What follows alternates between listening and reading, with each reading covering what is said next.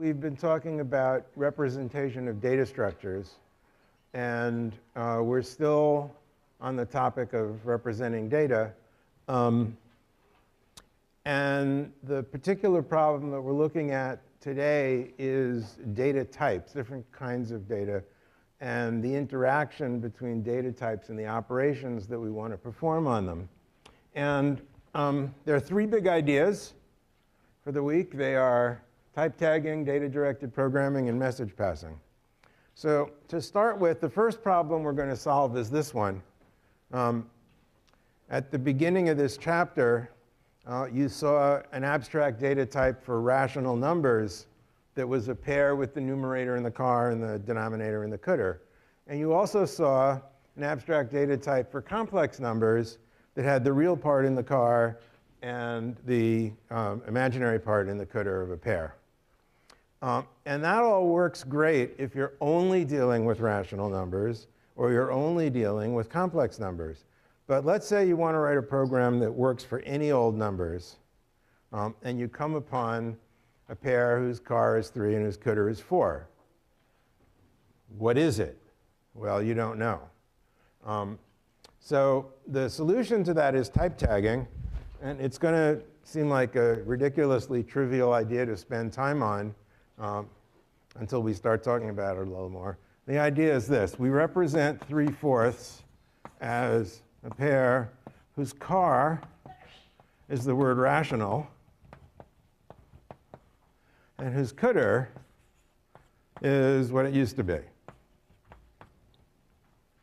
And we represent the number 3 plus 4i as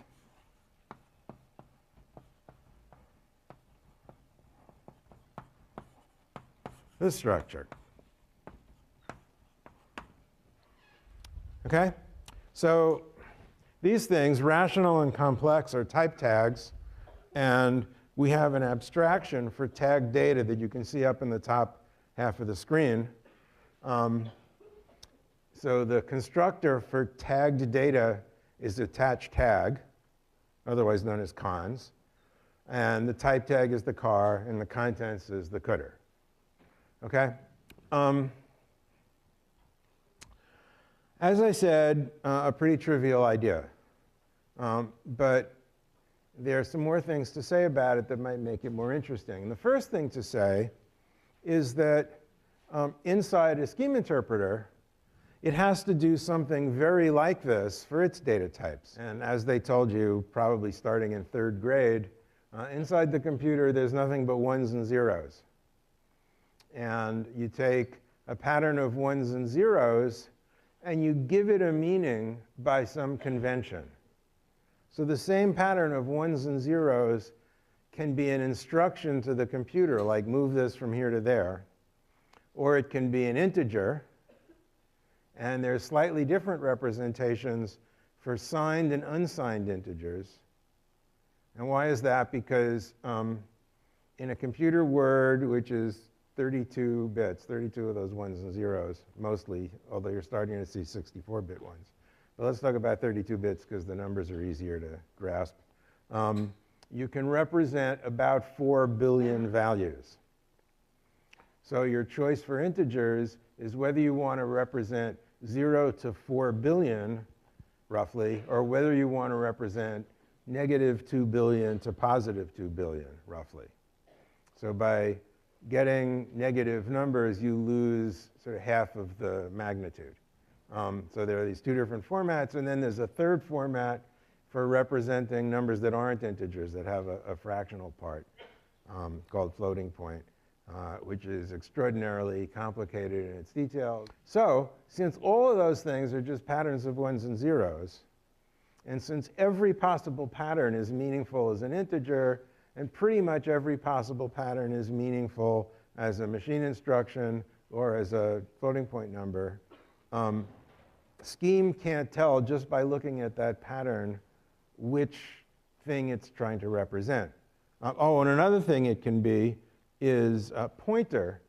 So a pointer is something that says where in the computer's memory something is. So a pair, for example, is made up of 2 pointers. So that's yet another data type that the same patterns of ones and zeros can represent. So what Scheme does is something very much like this, where it attaches a type tag to every value. And typically, in an interpreter, the type tag is not a word like rational or complex, a text word. It's a pattern of just a few bits, because there are only, half a dozen or so types that you need to represent. So they take 3 or 4 bits carved out of some place and use that as the type tag for each value. So every interpreter for a Lisp-like language, including Scheme, does type tagging of the data this way that we're talking about internally.